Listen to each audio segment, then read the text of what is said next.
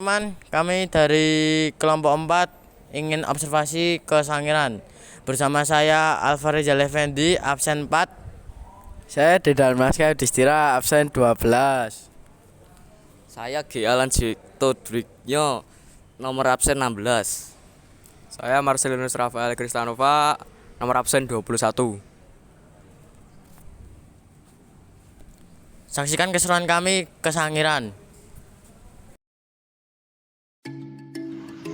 Video ini adalah video proyek asesmen akhir semester dari mata pelajaran Sejarah, Studi Budaya, dan Informatika fase E semester 1 SMK Katolik Santo Mikael Surakarta. Semoga bermanfaat untuk kalian semua. Sangiran adalah sebuah desa yang terletak di Kecamatan Ngundangrejo, Kabupaten Seragen, Jawa Tengah, Indonesia. Desa Sangiran terletak di dataran tinggi dan didominasi oleh lahan pertanian. Lingkungan sekitar desa dikelilingi oleh sawah, kebun, dan pedesaan yang hijau. Desa ini terkenal karena menjadi lokasi situs Sangiran, salah satu situs arkeologi paling penting di dunia yang mengungkap sejarah manusia purba.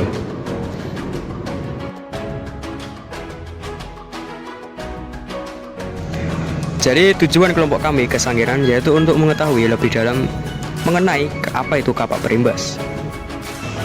Pada tahun 1977, di situs Sangiran didirikan sebuah museum bernama Museum Prasejarah Sangiran. Sebelum Museum Prasejarah Sangiran berdiri, semua fosil ditempatkan di tempat kepala desa Krigilan kala itu yang bernama Toto Marsono. Karena rumah Toto Marsono sudah tidak muat, maka didirikanlah sebuah Museum Prasejarah Sangiran. Museum ini didirikan dengan tema apresiasi sejarah peradaban manusia. Pada tahun 1891, Du Bois menemukan fosil Pithecanthropus erectus di Trinil Ngawi. Peneliti yang datang meneliti di Sangiran adalah von Koenigswald yang menemukan fosil Homo erectus serta berbagai fosil binatang. Situs manusia purba Sangiran merupakan salah satu warisan dunia yang ditetapkan UNESCO pada tanggal 6 Desember 1996. Jadi saya di sini akan menjelaskan tentang apa itu kapak perimbas. Kapak perimbas atau kapak gengam adalah jenis kapak prasejarah yang digunakan pada zaman batu. Kapak perimbas ditemukan di berbagai daerah di Indonesia. Salah satu lokasi yang kaya akan kapak perimbas adalah Bandung, Pacitan. Kapak perimbas ditemukan oleh von Koenigswald pada tahun 1935. Kapak perimbas biasanya digunakan untuk memotong suatu benda dan berburu. Nah, untuk memastikan kebenarannya, mari kita wawancara tour guide yang ada di sini. Pertama kita akan mewawancarai tour guide yang ada di sini. Pak, untuk pertanyaan pertama, apa itu kapak perimbas? Jadi kapak perimbas itu kapak yang digunakan biasanya untuk meruncingkan tombak ya, atau yang lainnya, atau memangkas-mangkas atau membuat alat daya itu pakai kapak perimbas. Untuk yang kedua, bagaimana cara pembuatan kapak perimbas?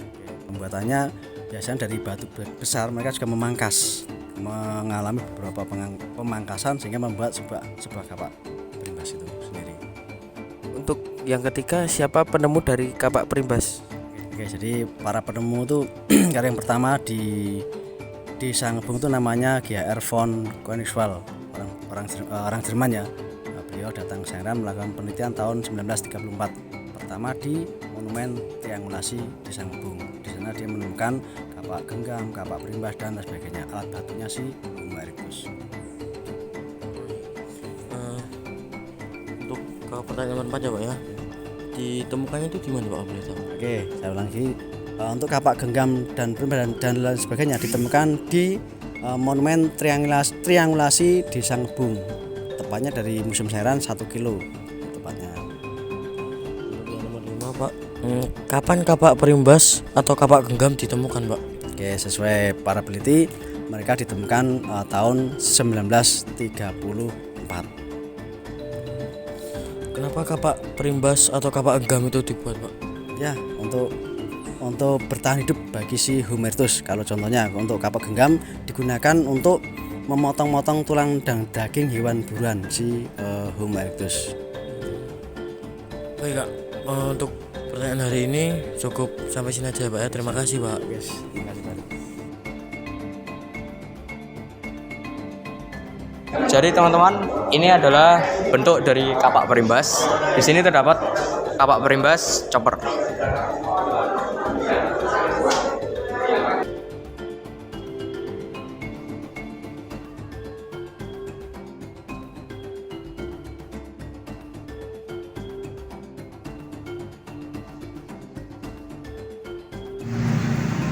Jadi di sini saya akan mewawancarai pengrajin sekitar Museum Sangiran. Di sini kalau boleh tahu dengan Bapak siapa?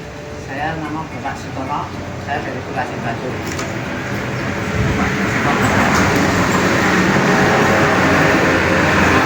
Pertanyaan pertama, bagaimana teknik pembuatan kerajinan? Ini mulanya dari Bekasi Bukan, saya sudah pakai pindah saya dulu, kemudian saya beroperasi begini untuk gading-gadingan. Ini fungsi untuk kandungan kecil. Ya.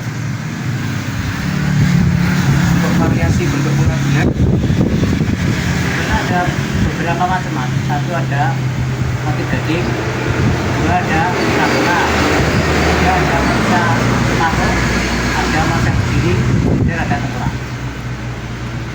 5 macam. Ya. pertanyaan ketiga, kenapa Bapak memilih untuk menjalankan usaha? Nah, mungkin nanti ini yang cocok buat kehidupan saya, Mas. Untuk mencari rezeki, punya seni, Mas. Ya. Pertanyaan yang keempat, apa suka dan duka Bapak selama menjalankan usaha jadi pengrajin? Karena itu, Mas, kalau bahan pakai minyak agak susah gitu, cari, Mas. Ya. Banyak itu kalau banyak pesanan, Mas. Saya harus. Untuk modelnya Pak? Nah, modal itu enggak. Yang jelas itu modal sabar, Mas. Kalau Bang, ya saya pikirkan. Yang keenam, kenapa memilih kerajinan tersebut di saat banyak kerajinan yang lebih banyak diminati? Mungkin ini satu-satunya yang paling diminati. Masalah ini kerjanya jam. Untuk anak sekolah itu kan ya paling ini. Nah, Tahu dan di kalangan remaja Ya. lebih apa ya? disukai. Ya. Bagaimana cara menarik perhatian pembeli? Saya Mas, di samping itu saya sudah promosi, Mas. Promosi di waktu itu hati-hati di status itu ya seperti bisa. Kalau saya tentang di tempat seperti itu. Kebetulan ibu saya kan jualan di sini di souvenir terminal parkiran. Ya. Ya, seperti itu aja. Ada Tidak. cukup banyak. Bapak Sutono. Ya. Terima kasih sudah menjawab.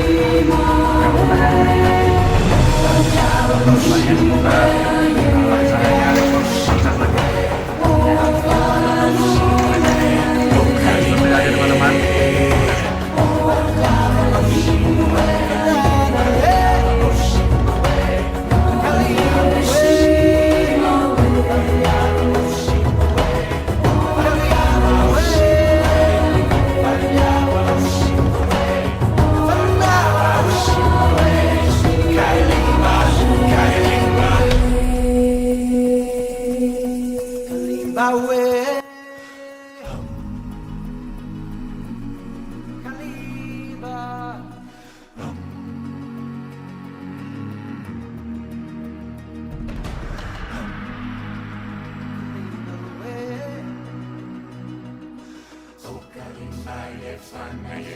Jadi sekarang saya akan mewawancarai warga sekitar Museum Sangiran.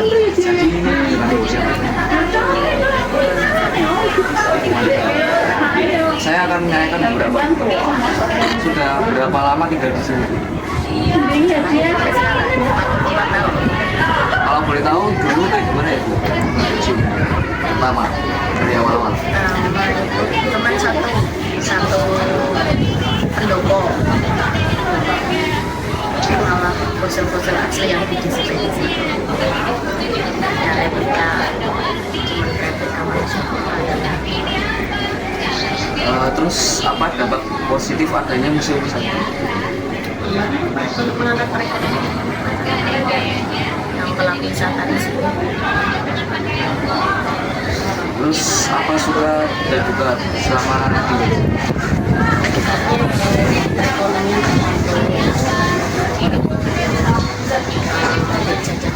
soalnya sekarang kan perubahan sistem dunia pada di dalam sekarang keluar pemberdayaan masyarakat pemerataan perekonomian itu yang di sini mulai dari waktu. Kalau nggak ada durasi waktu lama di sini kan nggak ada yang ambil jajan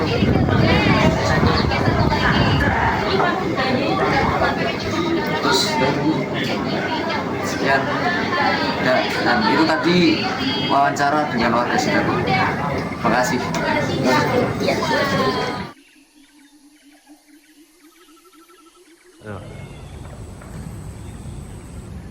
Ya, jadi kesimpulannya kapak pinggang adalah salah satu alat yang digunakan oleh Homo erectus untuk memangkas atau memotong hasil hiburan mereka. Penemu pertama kapak perimbas adalah GHR von Poenisol pada tahun 1934 di Desa Ngebuk, tepatnya di Monumen Triangulasi Desa Ngebuk. Setelah itu mari kita bahas mengenai dampak bagi masyarakat Museum Sangiran. Museum Sangiran memang sangat berdampak besar bagi masyarakat sekitar. Dapat kita dengar pada wawancara yang telah kami lakukan kepada pengrajin dan warga sekitar bahwa menurut mereka Museum Sangiran ini dapat mengangkat perekonomian mereka. Selain itu, untuk para pengrajin sekitar museum juga mendapat banyak ide dan konsep kerajinan untuk dijadikan souvenir. Contohnya, Bapak Sukono, ia membuat kerajinan dari batu yang berbentuk gading-gadingan dan manusia setengah badan yang memang sangat khas dengan Museum Sangiran ini. Jadi pada kesimpulannya memang Museum Sangiran ini sangat berdampak besar bagi masyarakat kita. Jadi sekian kesimpulan dari video yang telah menonton. Demikian video eksplorasi kami di Museum Sangiran. Semoga apa yang kami sampaikan dan beberapa wawancara yang telah kami lakukan dapat bermanfaat bagi teman-teman semua. Mohon maaf jika ada salah kata. Kami dari kelompok 4 izin undur diri. Terima kasih dan sampai jumpa.